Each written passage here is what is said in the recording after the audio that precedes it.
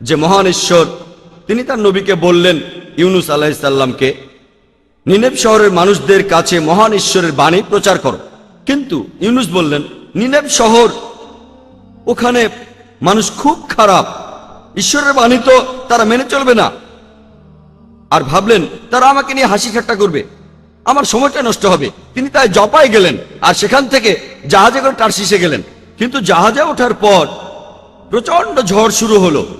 আর তখনকার দিনে নাবিকদের মধ্যে একটা কুসংস্কার প্রচলিত ছিল যে জাহাজে যাওয়ার পর যদি ঝড় শুরু হয় এটার কারণ হলো কেউ একজন ঈশ্বরকে অমান্য করেছে। তারা তখন বের করার চেষ্টা করত যে কে এই ঘটনার জন্য দায়ী। তারা দায়ী লোককে লটারি করে বের করত। এখানে যখন লটারি করা হলো দেখা গেল ইউনুসই এর জন্য দায়ী। আর ইউনুস আলাইহিস সালাম আল্লাহর প্রেরিত নবী ছিলেন। তিনি মানলেন আর বললেন, দেখো এসব কিছুর জন্য আমি দায়ী, মহান ঈশ্বর আমাকে নিনেভ শহরে যেতে বলেছিলেন, কিন্তু আমি জোপা থেকে এখন টারশিসে যাচ্ছি, পালিয়ে যাচ্ছি, আমি অন্যায় করেছি, তোমরা আমাকে ধরে সাগরে ফেলে দাও। কিন্তু তারা বলল, এই লোক কি ধার্মিক লোকটা, কেন আমরা তাকে মেরে ফেলবো? তারা জাহাজ সরিয়ে নেওয়ার চেষ্টা করলো কিন্তু কিছুই করা গেল না, তখনও ঝড় চলছে। ইউনুস বললেন, তোমরা আমাকে ধরে সাগরে ফেলে দাও। শেষে তারা রাজি হলো আর ইউনুসকে সাগরে ফেলে দিল। সাগরে ফেলে দেওয়ার পরে ঝড়টা থেমে গেল। হয়তো কাকতালীয় ঘটনা। কিছুক্ষণ পরে একটা বড় মাছ, একটা তিমি মাছ এসে ইউনুস আলাইহিস সালামকে গিলে ফেলল। ইউনুস আলাইহিস সালাম তিমি মাছের পেটে বসে দোয়া পড়তে লাগলেন। ইউনুস আলাইহিস সালামকে সেই মাছটা 3 দিন 3 রাত পেটে নিয়ে সাগরে ঘুরল, তারপর সাগর পাড়ে বমি করে তাকে ফেলে দিল।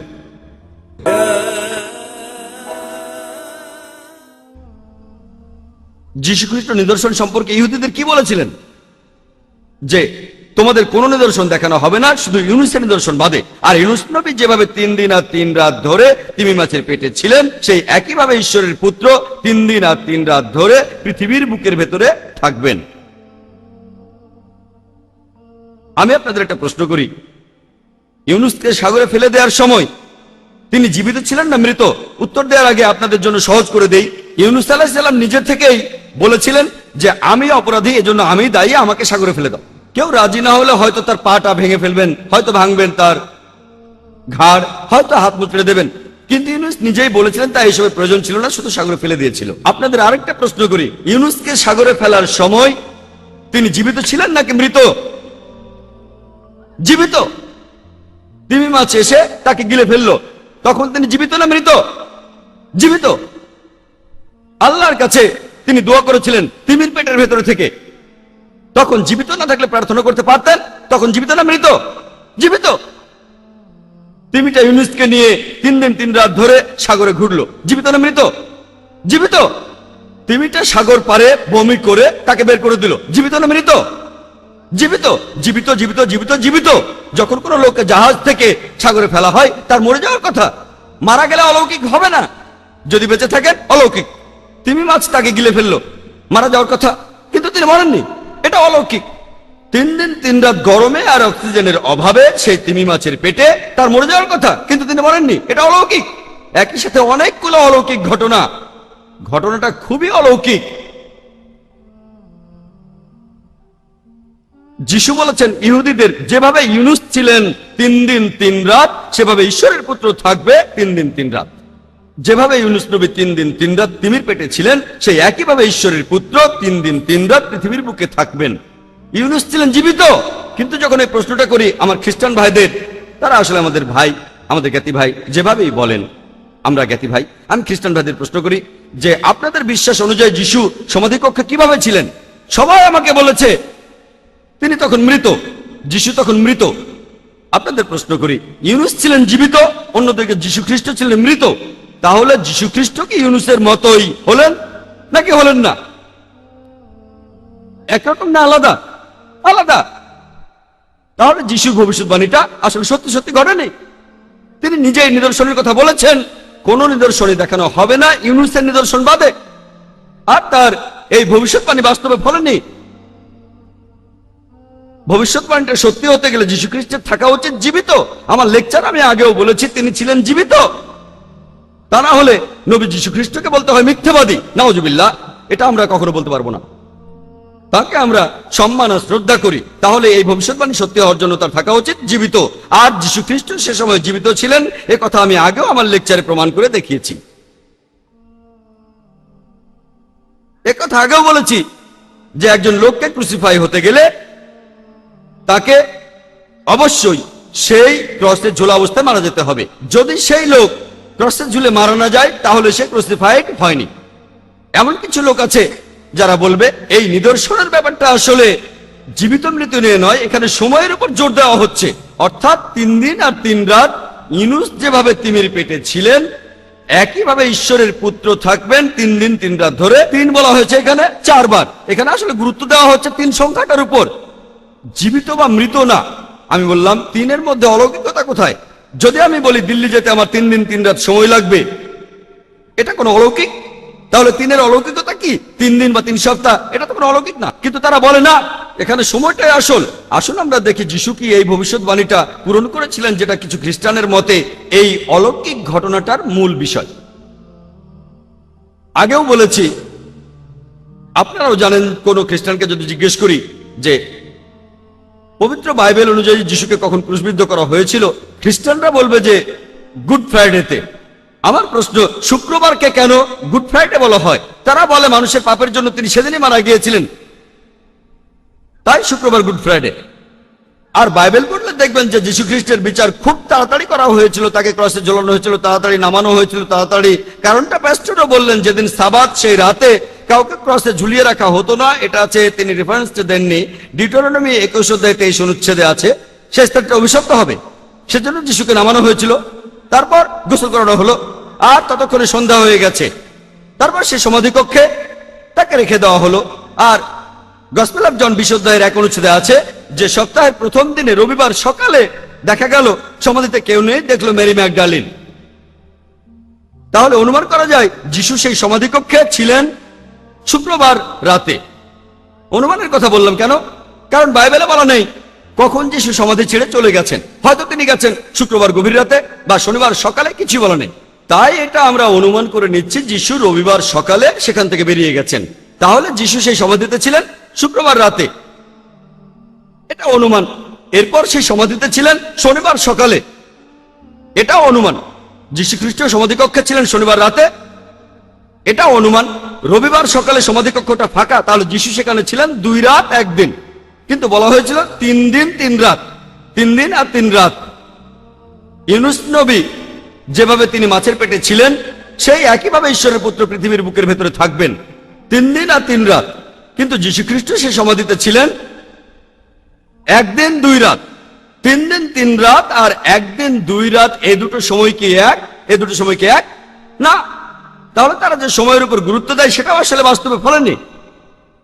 তাহলে ঘটনাটা দাঁড়ালো যীশু খ্রিস্ট তখন জীবিত ছিলেন। কাউকে তখনই ক্রুসিফাইড বলা হয় যদি সে ক্রসেই মারা যায়। প্যাস্টর যখন আবার কথা বলতে আসবেন তখন তার সুবিধার জন্য আমি কিছু প্রমাণ দেখাবো যে যিশু ক্রুসিফাই হননি, তিনি পুনরুত্থিত হননি, তিনি জীবিতই ছিলেন। আর জীবিত থাকলে ক্রুসিফিকশনও হয়নি, পুনরুত্থানও হয়নি। যিশুকে ক্রুসে ঝুলানোর পরে খুব তাড়াতাড়ি নামানো হয়েছিল, 3 ঘন্টা পরে। 3 ঘন্টায় ক্রসে কেন মারা যাওয়া কঠিন, তাই যিশু ছিলেন জীবিত। যখন তাকে নামানো হলো, ক্রুশবিদ্ধ 2 জন তারা বেঁচে ছিল, প্রমাণ করে যে যিশুও বেঁচে ছিলেন। 2 নম্বর পয়েন্ট। 3 নম্বর পয়েন্ট, তার পা দুটো ভাঙা হয়নি। মৃতের কাছে তার পায়ের কোনো দাম নেই, প্রমাণ করে যে তিনি জীবিত ছিলেন। 4 নম্বর পয়েন্ট হচ্ছে পাথরটা সরানো হয়েছিল আর গায়ে জড়ানো কাপড়টা খোলা হয়েছিল, এতে প্রমাণ হয় যে তিনি জীবিত ছিলেন। 5 নম্বর পয়েন্ট, যে তিনি মালিক ছদ্মবেশ নিয়েছিলেন। কেন? কারণ তিনি জীবিত ছিলেন, তাই ইহুদিদের কাছ থেকে লুকিয়েছিলেন। 6 নম্বর পয়েন্ট, সমাধিটা বেশ বড় ছিল, অনেক বড় রুম। মৃত একজন লোকের জন্য এত বড় ঘরের প্রয়োজনটা কি? তাহলে যীশু খ্রিস্ট ছিলেন জীবিত। 7 নম্বর পয়েন্ট, যে যখন মেরি ম্যাগডালেন যীশু খ্রিস্টের কাছে গেল, যীশু তাকে বললেন আমাকে স্পর্শ করো না। কেন?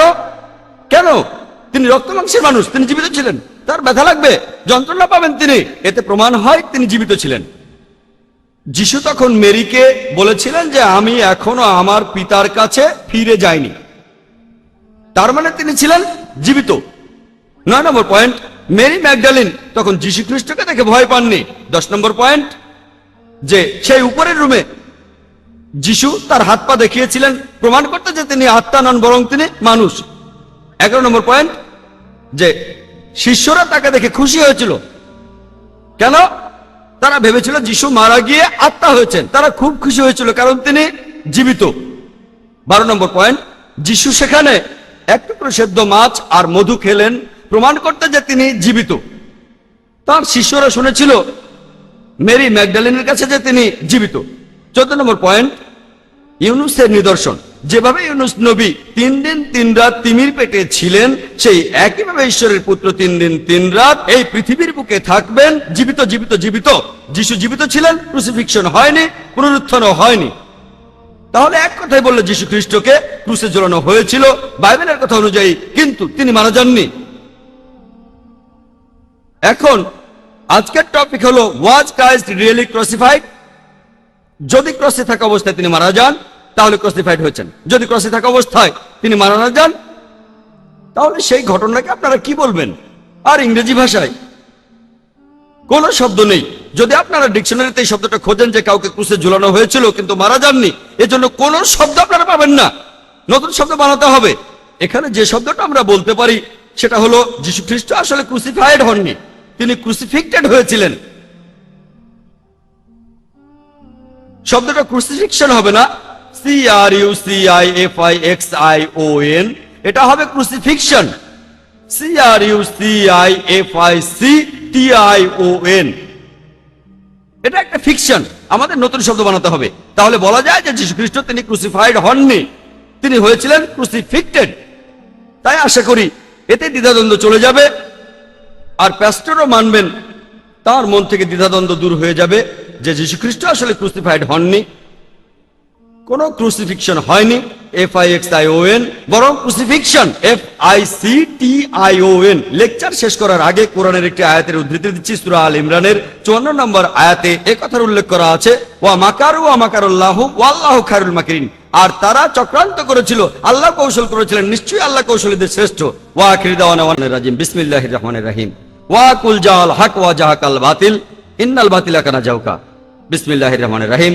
রাব্বিশ রাহ লি সাদরি ওয়া ইয়াসসির লি আমরি ওয়াহলুল উকদাতাম মিন লিসানি ইয়াফকাহু কাওলি। শ্রদ্ধেয় প্যাস্টর রুকনি, আপনি বললেন আমি নাকি অযৌক্তিক কথা বলেছি। যদিও আমার সব প্রশ্নের যৌক্তিক ব্যাখ্যা দিতে পারেননি, আপনি অবশ্য আমার কয়েকটা প্রশ্নের উত্তর দেওয়ার চেষ্টা করেছেন, আর আমিও ইনশাল্লাহ এখন উত্তর দেব। আর আপনারা বিচার করবেন কার কথা অযৌক্তিক, আমার নাকি প্যাস্টরের। প্যাস্টর রুকনি বললেন যে ডিকশনারির সংজ্ঞাগুলো তিনি চেক করে দেখেননি, তবে এটা মেনেছেন যে আমি সত্যি বলেছি। বড় হাতের আর ডিকশনারির বক্তব্য অনুযায়ী বলা হয়েছে যীশু খ্রিস্ট উঠেছিলেন মৃত অবস্থা থেকে, পুনরুত্থানের জন্য তাকে অবশ্যই উঠতে হবে। প্যাস্টরকে ডিকশনারির সব কথা মেনে নিতে বলছি না, কারণ ডিকশনারির সব কথা তিনি হয়তো মানবেন না, আমিও মানবো না, তবে তিনি বাইবেল তো মানবেন। সেন্ট পল এই কথা বলেছেন 1 করিন্থিয়ান্স 15 নম্বর অধ্যায়ের 44 অনুচ্ছেদে যে পুনরুত্থিত শরীর আত্মা হয়ে যায়। আর যীশু খ্রিস্ট বলেছেন গসপেল অফ লুক 20 নম্বর অধ্যায়ের 36 অনুচ্ছেদে যে পুনরুত্থিত শরীর তারা দেবদূতের মতো, তারা আত্মা হয়ে যায়। আপনি কি যিশুকে মানেন নাকি মানেন না? বোধহয় মানেন। তাহলে যীশু খ্রিস্টের নিজের কথা অনুযায়ী তিনি যদি পুনরুত্থিত হন তাহলে তিনি আসবেন আত্মা হয়ে, মানুষ হয়ে আসবেন না। আমার বলা 14টা পয়েন্টের সবগুলোই প্রমাণ করে যে যিশু জীবিত ছিলেন। তিনি বললেন যে সবকিছুই ক্রসকে কেন্দ্র করে, ঈশ্বরের সব আদেশ। এটা কার কথা? পল, আমি বলিনি। পল বলেছেন কলোসিয়ান্সে 2 নম্বর অধ্যায়ের 14 অনুচ্ছেদে, যেটা যীশু খ্রিস্টের শিক্ষার বিরুদ্ধে যায়। গসপেল অফ ম্যাথিউ 19 নম্বর অধ্যায়ের 16 ও 17 অনুচ্ছেদে আছে, ঈশ্বরের আদেশ মেনে চলো। আমিও মানি যিশু ঠিক কথা বলেছেন, পাপ থেকে মুক্ত হতে চাইলে ঈশ্বরকে মেনে চলুন। পল বলেছেন সবকিছু ক্রসকে কেন্দ্র করে। প্যাস্টররা বললেন আমাদের ভালো কাজগুলো সব মূল্যহীন, ক্রুসিফিকশন না থাকলে বাইবেলের দাম 2 পয়সাও না। এখন বাইবেল দিয়ে প্রমাণ করছে ক্রুসিফিকশন হয়নি, যীশু খ্রিস্ট ক্রুশবিদ্ধ হয়ে মারা যাননি। তিনি একটা প্রশ্নের উত্তর দিয়েছিলেন, আমি বলেছিলাম আমাকে গসপেলের মাত্র একটা অনুচ্ছেদ দেখান যেখানে বলা আছে যে যীশু খ্রিস্ট মৃত অবস্থা থেকে পুনরুত্থিত।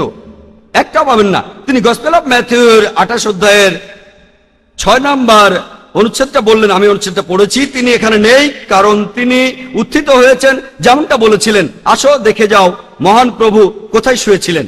তিনি উত্থিত হয়েছেন। এখানে বলা হয়নি যে পুনরুত্থিত হয়েছেন। উত্থিত মানে জীবিত ছিলেন। আমি ঘুমাই, তারপর উত্থিত হই, তার মানে কি আমি পুনরুত্থিত হই? তার মানে কি এই? প্যাস্টরও বললেন একটা মেয়েকে দেখেছে, তার কথা অনুযায়ী মেয়েটা মারা গিয়েছিল। তারপর প্যাস্টরের কথা অনুযায়ী যিশুর দয়ায় মেয়েটা বেঁচে গেছে, তাকে বাঁচানো সম্ভব হয়েছে। মেয়েটা কি পুনরুত্থিত হয়েছে? না, মেয়েটা মৃত্যু থেকে ফিরে এসেছে। যিশু খ্রিস্ট ক্রুসিফাইড হয়ে মৃত অবস্থা থেকে জীবিত হননি, তিনি মৃত্যু থেকে ফিরে এসেছেন। 4 নম্বর পয়েন্ট, প্যাস্টর বললেন বাইবেলে আছে যিশু নাকি দেয়াল ভেদ করে এসেছিলেন। বাইবেলে এমন কথা বলা হয়নি, এটা অনুমান করা হয়। বাইবেলে কথা বলেনি যে যিশু দেয়াল ভেদ করে এসেছিলেন, এটা অনুমান। আর পুরো ঘটনা জানলে আপনারাও বুঝবেন, তবে হাতে সময় কম। যিশু খ্রিস্ট হাত পা দেখিয়েছিলেন কি জন্য? গর্তগুলো দেখানোর জন্য। এটা কে বলেছেন? প্যাস্টর, বাইবেল বলেনি। গসপেল অফ লুক 24 নম্বর অধ্যায়ের 37 অনুচ্ছেদে আছে যে তোমরা আমার হাত পা দেখো, এটা তো আমি নিজেই। তোমরা আমার হাত পা দেখো, এটা তো আমি নিজেই। কারণ আত্মার রক্ত মাংসে শরীর থাকে না। তিনি তার হাত পায়ের ক্ষতগুলো দেখেননি, এ কথা তিনি বলেননি। যিশুর শিষ্য থমাস দেখতে চেয়েছিলেন সেটা। সেই উপরের ঘরে যিশু বলেছিলেন আমি কোনো আত্মা নই। কি প্রমাণ হয়? তিনি পুনরুত্থিত হননি। 6 নম্বর পয়েন্ট, তিনি বললেন সমাধিটা বড় ছিল কারণ এটার মালিক ছিল ধনী। এই কথাটা আমি আগে বলেছি। সমাধিটার মালিক ছিল খুব ধনী আর প্রভাবশালী। আরামাথিয়াস জোসেফ, সেটা আমিও বলেছি। 7 নম্বর পয়েন্ট, পাথরটা কেন সরানো হয়েছিল? প্যাস্টর উত্তরে বলেন দেবদূতরা পাথরটা সরিয়েছিল। আমি এই কথা বলিনি। কে পাথরটা সরিয়েছে? প্রশ্ন ছিল কেন সরানো হয়েছে? প্যাস্টর বললেন লোকজনকে বোঝানোর জন্য যে যিশু মারা যাননি। তর্কের খাতিরে আমি মেনে নিলাম লোকজনকে বোঝানোর জন্য পাথরটা সরানো হয়েছিল। যিশুর দেহকে জড়িয়ে রাখা কাপড়টা খোলার প্রয়োজন হলো কেন? দুটো প্রশ্ন একসাথে। পাথর সরানো আর কাপড় খুলে ফেলা। কাপড়টা খুলে রাখা হয়েছিল। একথা বলা আছে গসপেল অফ জন 20 নম্বর অধ্যায়ে যে কাপড়টা খুলে রাখা হয়েছিল। গসপেল অফ মার্কের 16 অধ্যায় আছে। এগুলোর কোনো উত্তর নেই। একমাত্র উত্তর হলো যিশু খ্রিস্ট আসলে তখন জীবিত ছিলেন, আর যেহেতু জীবিত ছিলেন তাই কাপড়টা খুলতে হয়েছিল, আর পাথরটাও সরিয়েছিলেন। প্যাস্টর বললেন যিশু বলেননি যে তিনি তিমির পেটে যাবেন। আমি কখন বলেছি যিশু তিমির পেটে যাবেন? কথাটা পরিষ্কার। যিশু খ্রিস্ট এখানে বলেছিলেন গসপেল অফ ম্যাথিউ 12 নম্বর অধ্যায়ের 38 থেকে 40 অনুচ্ছেদে আছে যে ইউনুস নবী যেভাবে 3 দিন 3 রাত তিমির পেটে ছিলেন, সেই একইভাবে ঈশ্বরের পুত্র 3 দিন 3 রাত পৃথিবীর বুকের ভেতর থাকবেন। যীশু খ্রিস্ট এই কথা কখনোই বলেননি যে তিনি 3 দিন 3 রাত তিমির পেটের ভেতর থাকবেন। আমার ধারণা আপনি যীশু খ্রিস্টের পরিষ্কার করে বলা কথাটা বুঝতে পারেননি। যেভাবে ইউনুস 3 দিন 3 রাত তিমির পেটে ছিলেন, সেই একইভাবে ঈশ্বর পুত্র 3 দিন 3 রাত পৃথিবীর বুকের ভেতর থাকবেন। যিশু তিমির পেটে, এই কথাটা আসছে কোত্থেকে? এটা পানির মতো পরিষ্কার। ইউনুস যেভাবে তিমির পেটে ছিলেন, সেই একইভাবে ঈশ্বর পুত্র পৃথিবীর বুকের ভেতর থাকবেন। ইউনুস ছিলেন জীবিত। তাহলে যীশু খ্রিস্ট যদি এই ভবিষ্যৎবাণীটা পূরণ করতে চান, তাহলে তিনিও থাকবেন জীবিত। কিন্তু খ্রিস্টানরা বলে তিনি ছিলেন মৃত। ভবিষ্যৎবাণীটা পূরণ করতে গেলে তাকে জীবিত থাকতে হবে। প্যাস্টর বললেন সময়ের কথা, আর আমিও একমত। গসপেল বলছে তৃতীয় দিনে তিনি উত্থিত হয়েছেন, তাই সময়ের দিক থেকে ভবিষ্যৎবাণীটা পূরণ হয়েছে। এছাড়াও খ্রিস্টান মিশনারিরা তারাও এই কথা বলেন। তারা বলেন তাই তো, প্যাস্টরও বললেন একদিন মানে 24 ঘন্টা না। আমি তর্কের খাতিরে এটা মেনে নিলাম। এক মিশনারি আমাকে বলেছিল, ধরেন আপনি নিউ ইয়র্কে গেলেন দুপুর 2টায়, সেখানে পৌঁছলেন, আর পরের দিন নিউ ইয়র্ক ছেড়ে গেলেন খুব সকালবেলায়। কেউ যদি আমাকে জিজ্ঞেস করে আপনি নিউ ইয়র্কে কয়দিন ছিলেন, আমি বলবো 2 দিন ছিলাম। টেকনিক্যালি কথাটা ভুল, তবে বোঝার সুবিধার জন্য আমি মেনে নিলাম, কোনো সমস্যা নেই। আপনি 24 ঘন্টাও থাকলেন না, তারপরেও 2 দিন, আচ্ছা ঠিক আছে, তর্কের খাতিরে মানলাম। আর বাইবেল বলছে, প্যাস্টরও বললেন আমিও একমত, যে যীশু খ্রিস্ট তিনি উত্থিত হয়েছিলেন তৃতীয় দিনে।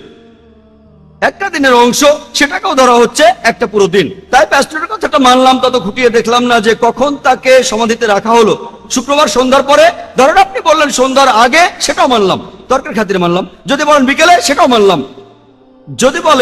যদি তিনি বলেন যে যিশু রবিবার সকালে সমাধি ছেড়ে যাননি, তিনি গেছেন বিকেলে, সেটাও মানলাম।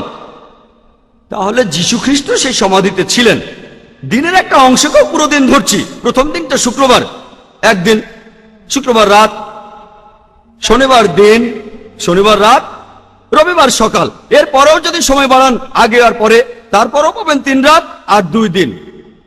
ইউনুসের নিদর্শন এমনটা বলছে না যে ইউনুস যেভাবে 3 দিন ছিলেন তিমি মাছের পেটে, সে একইভাবে ঈশ্বর পুত্র থাকবেন পৃথিবীর বুকের ভেতরে। বলা আছে ইউনুস যেভাবে ছিলেন 3 দিন এবং 3 রাত, সেই একইভাবে ঈশ্বর পুত্র থাকবেন 3 দিন এবং 3 রাত পৃথিবীর বুকের ভেতর। এখানে কি পেলেন? 3 দিন আর 2 রাত। 3 দিন 3 রাত কোনোভাবেই হচ্ছে না, যত জিমন্যাস্টিক্সই করেন। এমনকি যদি আইনস্টাইনকেও নিয়ে আসেন, বাইবেল থেকে প্রমাণ করতে পারবে না এটা 3 দিন 3 রাত, কখনো না। আর যদি কোন মিশনারি বলেন তিনি নিউ ইয়র্কে গেলেন একদিন দুপুর 2টায়, পরের দিন সকালে চলে আসলেন, এটা 2 দিন মেনে নিলাম। কিন্তু যদি বলেন আমি নিউ ইয়র্কে 2 দিন আর 2 রাত ছিলাম, আমি বলবো তিনি মিথ্যাবাদী, বড়সড় মিথ্যাবাদী। এটা বলতে পারেন 2 দিন, আমিও মানলাম যে একটা দিনের অংশই, পুরো দিন তর্কের খাতিরে মানলাম। কিন্তু 2 দিন আর 2 রাত বলতে পারবেন না। যদি বলেন মিথ্যে বলছেন। প্যাস্টর বললেন, শেষ পয়েন্টে তিনি বললেন যীশু খ্রিস্টকে কেউ নাকি জীবিত অবস্থায় দেখেনি। এটা আগেই প্রমাণ করেছি, আমি 14টা পয়েন্টের কথা বলেছি। তিনি কয়েকটার উত্তর দিয়েছেন, সেই যুক্তিগুলো আবার খণ্ডন করেছি। যুক্তি বলে যীশু খ্রিস্ট তখন ছিলেন জীবিত। তার মানে সেন্ট পলের কথা অনুযায়ী, যীশু খ্রিস্টের নিজের কথা অনুযায়ী, অক্সফোর্ড ডিকশনারি অনুযায়ী, ওয়েবস্টার ডিকশনারি অনুযায়ী তিনি ক্রুসিফাইড হননি এবং পুনরুত্থিত হননি। আর যদি ক্রুসিফাইড না হন, ক্রুসিফিকশন নেই, খ্রিস্টান ধর্মও নেই। আর প্যাস্টর তার লেকচারে বললেন, এই কথাটা তিনি বেশ ভালোভাবে ব্যাখ্যা করেছেন। সেটা হলো মানুষের আদি পাপ, যে মানুষ জাতির প্রত্যেকেই চার্চা এমন শিক্ষা দেয় যে সব মানুষই পাপের মধ্যে জন্মায়, প্রত্যেকটা শিশু এই পাপ নিয়ে জন্মায়। উনি যে আদি পাপের কথা বললেন আর যেটা বলেছেন, ঠিকই বলেছেন, ঠিকই বলেছেন, তবে তার সিদ্ধান্ত সেটা যৌক্তিক না। তিনি বললেন যে আদম আর হাওয়া আলাইহিসসালাম আল্লাহকে অমান্য করেছিলেন আর তারা একটা নিষিদ্ধ গাছ থেকে ফল খেয়েছিলেন, সেজন্য আল্লাহ তাআলা তাদের শাস্তি দিলেন। আর তিনি বললেন বেহেশত থেকে বের হয়ে যাও। এটা যথেষ্ট না। এছাড়াও বলা আছে, উনি রেফারেন্সটা বলেননি, যে জেনেসিস 3:16 অনুচ্ছেদ বলছে যে পুরুষরা তোমরা কষ্ট করে উপার্জন করবে আর নারী তোমরা তোমাদের স্বামীর অধীনে থাকবে আর প্রসব যন্ত্রণা পাবে। গর্ভধারণ অভিশাপ, বাইবেল তেমনই বলছে। যাই হোক, খ্রিস্টানরা বলে যে প্রত্যেক শিশু পাপের ভিতরে জন্মায়। আদমের সময় থেকে একদম সেই সময় থেকে পৃথিবীর শেষ শিশুটি জন্মানো পর্যন্ত সবাই পাপের ভিতরে। আমি একটা প্রশ্ন করি, যখন আদম সেই নিষিদ্ধ ফল খেয়েছিলেন আমাকে জিজ্ঞেস করেছিলেন? খাওয়ার আগে জিজ্ঞেস করেছিলেন? না। হয়তো প্যাস্টরকে জিজ্ঞেস করেছিলেন, আমাকে করেননি। যদি আমাকে জিজ্ঞেস না করে থাকেন তাহলে আমি কেন তাই থাকবো? কেন? অযৌক্তিক। ঈশ্বরকে অযৌক্তিক না। খ্রিস্টানরা পাপের প্রায়শ্চিত্তের কথা বলে যে ঈশ্বর তার একমাত্র প্রিয় পুত্রকে পাঠিয়েছিলেন প্রায়শ্চিত্ত করতে, যাতে সে নিজের জীবনে উৎসর্গ করতে পারে। আসুন দেখি পবিত্র বাইবেলের ব্যাপারে কি বলে। তারা পাপের প্রায়শ্চিত্ত সম্পর্কে বলেন যে যীশু খ্রিস্ট জীবন দিয়েছেন মানুষ জাতির পাপের জন্য। এই কথাটা প্যাস্টর বলেছেন আর খ্রিস্টান মিশনারিরাও বলে। বাইবেল বলছে যে পাপ করবে সে মারা যাবে। এই কথাটা 2 বার আছে ওল্ড টেস্টামেন্টে, ইজেকিল 18:20 অনুচ্ছেদ, ইজেকিল 18:4 অনুচ্ছেদ, যে পাপ করবে সে মারা যাবে। তবে যদি ইজেকিলের 20 অনুচ্ছেদটা পড়েন, সেখানেই অনুচ্ছেদটা শেষ হয়নি, এটা হলো অনুচ্ছেদটা শুরু। পুরো অনুচ্ছেদটা বলছে খ্রিস্টান মিশনারিরা বলেন যে পাপ করবে সে মারা যাবে। সেজন্য প্রত্যেক মানুষ পাপের ভিতর জন্মায়, সেজন্য আমরা ক্রুসিফিকশনে বিশ্বাস করব পাপ মুক্তির জন্য। পুরো অনুচ্ছেদটা বলছে, ইজেকিল 18:20 অনুচ্ছেদ, যে পাপ করবে সে মারা যাবে। তবে পুত্র পিতার পাপের বোঝা বইবে না, আর পিতা পুত্রের পাপের বোঝা বইবে না। ভালো লোকের ভালো কাজ তার সাথেই থাকবে, খারাপ লোকের খারাপ কাজও তার সাথে থাকবে। এর পরের অনুচ্ছেদটা বলছে, ইজেকিল 18:21 অনুচ্ছেদ, এখানে বলা হয়েছে কিন্তু যদি সেই ব্যক্তি পাপ থেকে সরে আসে আর তারপর থেকে সব ভালো কাজ করে, সে বেঁচে থাকবে, সে মারা যাবে না। এটা কে বলেছে? বাইবেল, ওল্ড টেস্টামেন্ট, ইজেকিল 18:20-21 অনুচ্ছেদ। সে মারা যাবে না। যদি ভালো কাজ করেন আপনি মারা যাবেন না।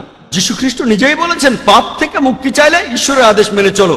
আর সেন্ট পল বলেছেন যে যিশু যদি মৃত থেকে উত্থিত না হন, আমাদের শিক্ষা মূল্যহীন, তোমাদের বিশ্বাস মূল্যহীন। আমি প্রমাণ করেছি যে যীশুখ্রিস্ট আসলে কখনোই ক্রুসিফাইড হননি। এখানে আপনারা হয়তো বলবেন যে খ্রিস্টানরা সবাইকে এটা বিশ্বাস করে। এটা ভুল ধারণা যে সব খ্রিস্টান একরকম ভাবে যে যীশুখ্রিস্ট আসলেই ক্রুসিফাইড হয়েছিলেন। এটা ভুল ধারণা, কারণ বাইবেলের উপর অনেক বিশেষজ্ঞ আছেন যারা বলেন যে যীশুখ্রিস্ট আসলে ক্রুশবিদ্ধ হয়ে মারা যাননি। ক্রুশবিদ্ধ হয়েছিলেন, তবে নামানোর সময় জীবিত ছিলেন। খ্রিস্টান ধর্মের প্রথম দিকে কম করে হলো 7টা গোত্র ছিল যারা বিশ্বাস করত যে যীশুখ্রিস্টের বদলে অন্য কাউকে ক্রুশে ঝুলানো হয়েছিল। এটাকে তারা বলে সাবস্টিটিউশন থিওরি। সে সময় ব্যাসিলিয়ানরাও এটা বিশ্বাস করত, কার্পোক্রেটরাও, সবাই খ্রিস্টান এটাই বিশ্বাস করত। নাজারাইটরাও বিশ্বাস করত, করিন্থিয়ানরাও বিশ্বাস করত। খ্রিস্টানদের অনেক গোত্রই বিশ্বাস করত যে সেখানে যীশুখ্রিস্টের বদলে অন্য কাউকে ক্রুশে ঝুলানো হয়েছিল। গসপেল অফ বার্নাবাসে আছে। প্যাস্টর সম্ভবত এটা মানবেন না, বার্নাবাস যীশুখ্রিস্টের সময়কালীন একজন চাক্ষুষ সাক্ষী। তিনি বলেছেন যে তখন যীশুখ্রিস্টের বদলে আসলে জুডাসকে ক্রুশে ঝুলানো হয়েছিল। যদি আপনারা নাজা হামাদির পুঁথি পড়েন, এখানেও বলা হয়েছে যে যীশুখ্রিস্ট ক্রুসিফাইড হননি। এরাও খ্রিস্টান। আমি এই কথাগুলো আগে বলিনি, কারণ প্যাস্টর বলবেন আমি গসপেল অফ বার্নাবাসে বিশ্বাস করি না, আমি নাজা হামাদির পুঁথিগুলো বিশ্বাস করি না। তাহলে তিনি কি বিশ্বাস করেন? বিশ্বাস করেন এই বাইবেল। আমি বাইবেল থেকে প্রমাণ করেছি যে যীশুখ্রিস্ট আসলে কখনোই ক্রুশবিদ্ধ হয়ে মারা যাননি। আর আপনি বললেন যে যীশুখ্রিস্ট নাকি আমাদের পাপের জন্য মারা গেছেন, স্বেচ্ছায় মারা গেছেন।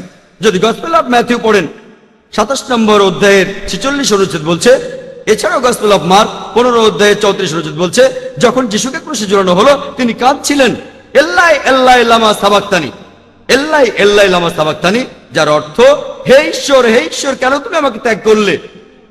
চিন্তা করেন, যীশুখ্রিস্ট স্বেচ্ছায় ক্রুশবিদ্ধ হলেন, তারপর সেখান থেকে কাঁদছিলেন, ঈশ্বর কেন আমাকে তুমি ত্যাগ করলে। প্রমাণ হয় যে তিনি স্বেচ্ছায় ক্রুশবিদ্ধ হননি। তাহলে কাঁদবেন কেন? আপনি যে বাইবেলই দেখেন, হোক ইংলিশ বাইবেল অথবা হিব্রু বাইবেল, অথবা হোক সেটা মারাঠি বাইবেল অথবা উর্দু বাইবেল, হিব্রু উদ্ধৃতিতে সব বাইবেলে আছে এল্লাই এল্লাই লামা সাবাক্তানি। আর অনুবাদটা পড়ে ঈশ্বর কেন তুমি আমাকে ত্যাগ করলে। এতে প্রমাণ হয় যে যীশুখ্রিস্ট স্বেচ্ছায় ক্রুশবিদ্ধ হননি। এবারে আমার লেকচার শেষ করার আগে বলবো যে যীশুখ্রিস্ট আসলে ক্রুসিফাইড হননি, এটা ছিল ক্রুসিফিকশন। আমি আমার লেকচার শুরু করার সময় পবিত্র কোরআনের একটি আয়াতের উদ্ধৃতি দিয়েছিলাম। সূরা ইসরার 81 নম্বর আয়াতে উল্লেখ করা হয়েছে, ওয়াকুল জাল হক ওয়া জাহাকাল বাতিল ইন্নাল বাতিলা কানা জাহুকা। যখন সত্য এসে মিথ্যের সামনে দাঁড়ায়, মিথ্যে বিলুপ্ত হয়, কারণ মিথ্যে তার প্রকৃতিগত কারণে বিলুপ্ত হবে। ওয়া আখির দাওয়ানা আলহামদুলিল্লাহি রাব্বিল আলামিন। এখন শুরু করছি আমাদের এই অনুষ্ঠানের তৃতীয় পর্ব, অর্থাৎ উন্মুক্ত প্রশ্ন এবং উত্তর পর্ব। আমাদের হাতে এখন সময় আছে আনুমানিক 50 মিনিট। প্রশ্নোত্তর পর্বের জন্য এই সময়টা পাচ্ছি। এখানকার নিয়মগুলো হলো, আপনাদের প্রশ্নগুলো আজকে টপিকের উপরে হবে। ওয়াজ ক্রাইস্ট রিয়েলি ক্রুসিফাইড? টপিকের বাইরে কোনো প্রশ্নের উত্তর দেওয়া হবে না। দয়া করে আপনাদের প্রশ্নগুলো সংক্ষিপ্ত আর যথাযথ করবেন। প্রশ্ন করতে এসে আপনারা লেকচার শুরু করবেন না। প্যাস্টর রুকনি আর ডক্টর জাকির আপনাদের প্রশ্নের উত্তর দেবেন। তাদের উত্তরগুলো 5 মিনিটের বেশি হবে না। আপনারা একবারে মাত্র একটা প্রশ্ন করতে পারবেন। দ্বিতীয় প্রশ্নের জন্য আপনাকে আবার লাইনের পেছনে গিয়ে দাঁড়াতে হবে, তারপর সময় পেলে সেই প্রশ্নটা করবেন। এবারে প্রথম প্রশ্নটি করা হচ্ছে পুরুষদের মধ্য থেকে, ডান দিকের মাইক থেকে, ডক্টর জাকিরের জন্য। আমার প্রশ্নটা ডক্টর জাকির নায়েকের কাছে। যিশু ক্রুসিফাই হয়েছিলেন মানুষ জাতির পাপের জন্য। কেউ কি অন্যের পাপের ভার নিতে পারে? ভাই, আপনি প্রশ্ন করলেন যে একজন মানুষ কি অন্যের পাপের জন্য ক্রুসিফাই হতে পারে। এই প্রশ্নটা বেশ যৌক্তিক। এর উত্তরে কিছুটা অংশ আমার লেকচারে বলেছি, আর বাইবেল থেকেও প্রমাণ করেছি যে বাইবেলের কথা অনুযায়ী বুক অফ ইজেকিল 18 অধ্যায়ের 20 ও 21 অনুচ্ছেদ বলছে যে পাপ করবে সে মারা যাবে, কিন্তু যদি সে পাপ থেকে সরে আসে এবং ভালো কাজ করে সে মারা যাবে না।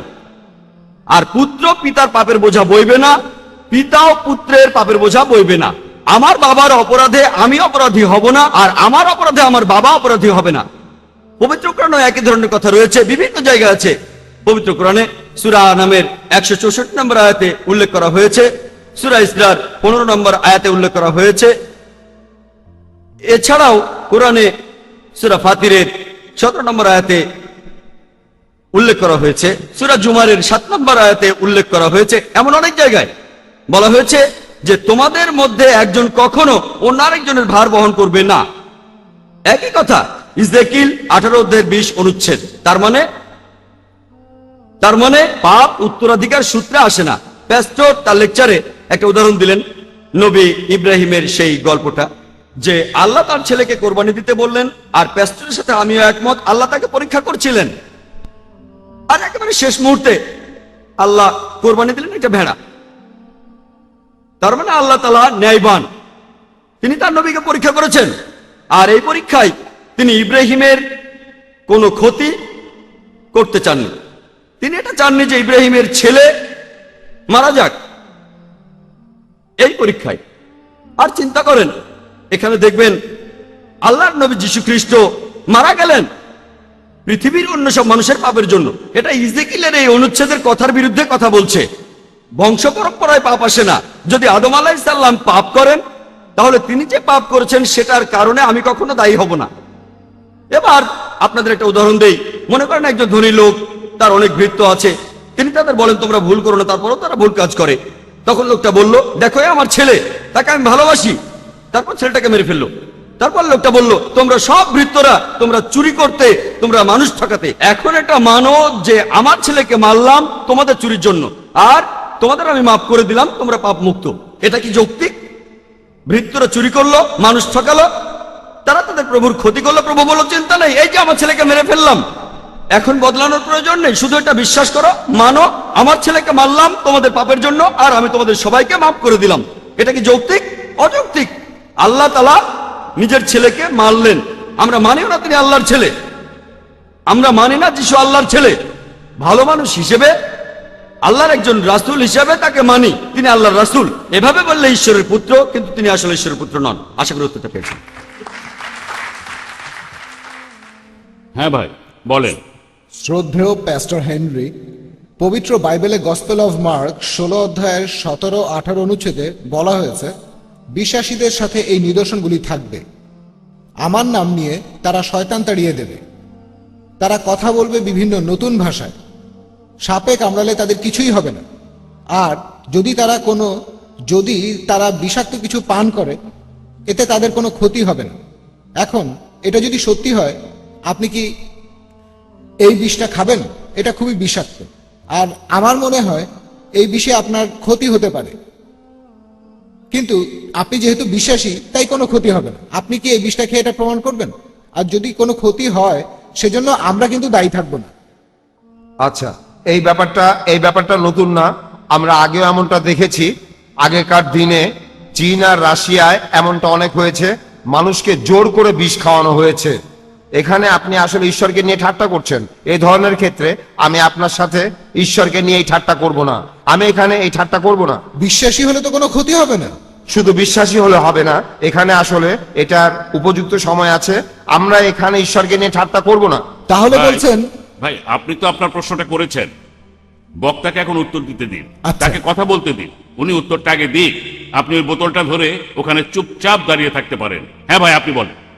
একটা কথা চালু ছিল যে যিশু যদি উপর থেকে পড়ে যান, তার পা ভেঙে যাবে না, দেবদূতরা তাকে রক্ষা করবে। শয়তান যিশুকে লাফ দিয়ে এটা প্রমাণ করতে বলল, তিনি বললেন না, ঈশ্বরকে প্রলুব্ধ করো না। আমিও একই উত্তর দিলাম, প্রলুব্ধ করবেন না। এবারের প্রশ্ন মহিলাদের মধ্য থেকে ডক্টর জাকিরের কাছে কেউ আছেন? হ্যাঁ। আসসালামু আলাইকুম ডক্টর জাকির নায়েক। আমার নাম আজরা। আমি আপনাকে একটা প্রশ্ন করব। আমার প্রশ্নটা ঈসা আলাইহিস সালামকে নিয়ে। তিনি ক্রুশবিদ্ধ হয়ে মারা গেছেন পুরো মানুষ জাতির পাপের জন্য। আরো বলা হয় তিনি নাকি ঈশ্বর। ইসলাম আর খ্রিস্টান ধর্ম ঈসা আলাইহিস সালাম বা যীশু খ্রিস্টকে কিভাবে দেখে? বোন, আপনি খুব সুন্দর প্রশ্ন করেছেন। তবে তার আগে প্যাস্টরকে কিছু কথা বলতে চাই। আমি তাকে অভিনন্দন জানাই। তিনি তার লেকচারে বললেন যে যীশু খ্রিস্ট অনেক অলৌকিক কাজ করেছেন, তার বিশ্বাসও বেড়েছে। তিনি যখন বোম্বেতে এসেছিলেন তখন তার স্পন্ডিলাইটিস হয়েছিল, আর ডাক্তার হিসেবে আমি জানি এটা খুব জটিল অসুখ। তিনি বললেন যীশু খ্রিস্ট তাকে সুস্থ করেছেন, তারপরে তার বিশ্বাস বেড়েছে।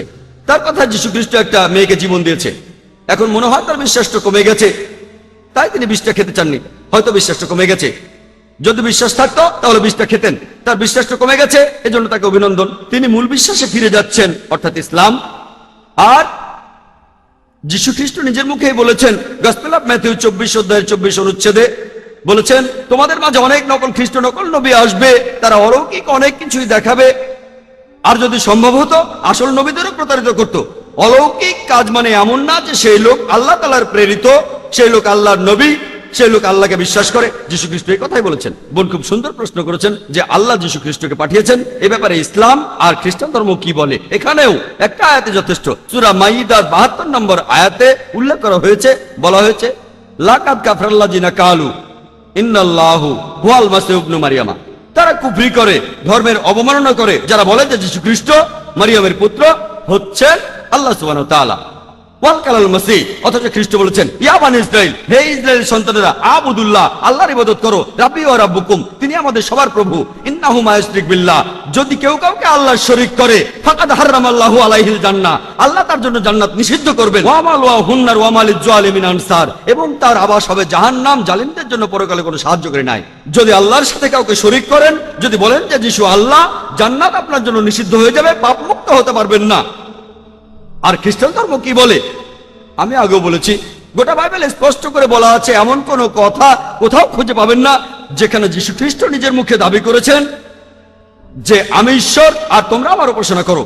আমি খ্রিস্টানদের সবাইকে চ্যালেঞ্জ করছি, প্যাস্টরকে বলছি, গোটা বাইবেলে এমন কথা দেখান যেখানে স্পষ্ট করে বলা আছে, যেখানে যীশু খ্রিস্ট নিজে বলেছেন যে আমি ঈশ্বর, তোমরা আমার উপাসনা করো। এমন কিছু কথা আছে যেগুলোতে এমন মনে হতে পারে, তবে প্রসঙ্গ জানলে পরিষ্কার হয়ে যাবে। আর যীশু খ্রিস্টই বলেছেন, এটা আছে গসপেল অফ জন 14 নম্বর অধ্যায়ের 28 অনুচ্ছেদে, আমার পিতা আমার চেয়ে বড়। গসপেল অফ জন 10 নম্বর অধ্যায়ের 29 অনুচ্ছেদে আছে, আমার পিতা সবার চাইতে বড়। গসপেল অফ ম্যাথিউ 12 নম্বর অধ্যায়ের 28 অনুচ্ছেদে আছে, আমি ঈশ্বরের আত্মার সাহায্যে শয়তানকে তাড়িয়ে দেই। গসপেল অফ লুক 11 নম্বর অধ্যায়ের 20 অনুচ্ছেদে আছে, আমি শয়তানকে তাড়িয়ে দেই ঈশ্বরের আঙ্গুলের সাহায্যে। গসপেল অফ জন 5 নম্বর অধ্যায়ের 30 অনুচ্ছেদে আছে, আমি আমার নিজের থেকে কিছুই করতে পারি না, আমি এখান থেকে বিচার করি, আর আমার বিচার সঠিক, কারণ আমি নিজের ইচ্ছা পূরণ করি না, আমার পিতার ইচ্ছা পূরণ করি। কেউ যদি বলে আমার ইচ্ছা